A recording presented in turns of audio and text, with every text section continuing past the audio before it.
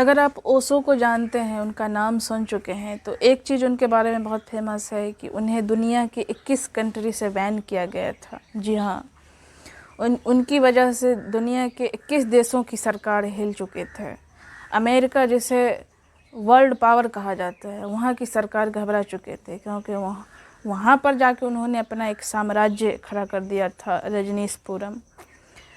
वहाँ से जब उन्हें निकाला गया था तब अमेरिका के दबाव में ही बाकी कंट्रीज भी उन्हें वीज़ा देने से मना कर दिया। मतलब जो लोग चाहते भी थे उन्हें अपने यहाँ रखना चाहते थे, वो अमेरिका के दबाव में आकर उन्होंने ऐसा नहीं कर पाया।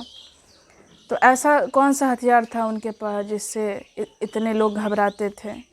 हम सबको यही लगता है कि दुनिया में बम पिस्तौल से हम लोगों को डरा सकते हैं, तोप से डरा सकते हैं, बारूद से डरा सकते हैं, लेकिन उनकी ज़िंदगी को देखकर लगता है कि इस दुनिया में सबसे ख़तरनाक चीज़ है सच। और इस चीज़ को उन्होंने कई बार बोला भी है कि सच से ज़्यादा ख़तरनाक कुछ नहीं होता है। उन्होंने तो ये भी कहा था कि आदमी जब सच जान जाता है तो उसके लिए जीना थोड़ा मुश्किल हो जाता है। जब आदमी झूठ में जीता है तो उसके पास कुछ उम्मीदें रहती हैं, झूठे सपने रहते हैं, लेकिन सच जानने के बाद सारे सपने भी टूट जाते हैं।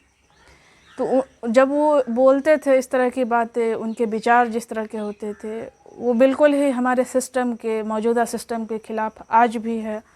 और उस टाइम तो था ही, उस टाइम लोग और इस तरह की बातों को समझने वाले लोग बहुत कम थे।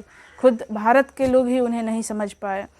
जब वो थे तो उन्हें बहुत तरह से बदनामी भी झेलना पड़ा।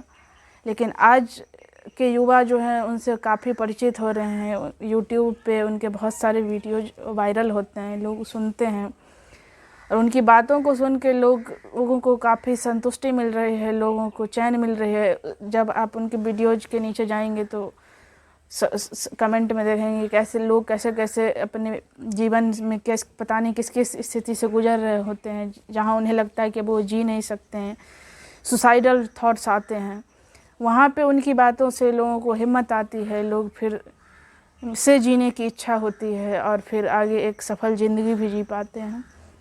तो उन्होंने बोला भी था कि मेरी बातों को आज से 100 साल 200 साल बाद लोग समझेंगे, और आज ये हो रहा है। आज उनको जितना सुना जा रहा है, आने वाले समय में और ज़्यादा सुना जाएगा। सिर्फ भारत में नहीं, दुनिया के हर देश में सुना जाएगा। उनका जो मेडिटेशन टेक्निक है, उनका आश्रम है, वहाँ पे आज भी फॉरेनर आते हैं पुणे में।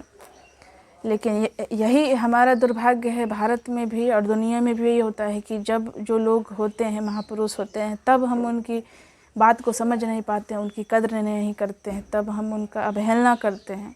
और जब वो चले जाते हैं तब बहुत देर से हमें उन बातों को हम समझ पाते हैं। लेकिन चलो देर से ही सही, आज लोग समझ रहे हैं। वो मतलब एक तरह से उनके जो वीडियोज़ हैं या जो बुक वगैरह है, उन्होंने लोगों पे एक बहुत बड़ा मतलब करुणा दिखाया। जो ये सब करके गए, अपने आप को रिकॉर्ड किए, अपनी बातों को रिकॉर्ड करके गए, ये बहुत ही कल्याणकारी काम करके वो गए।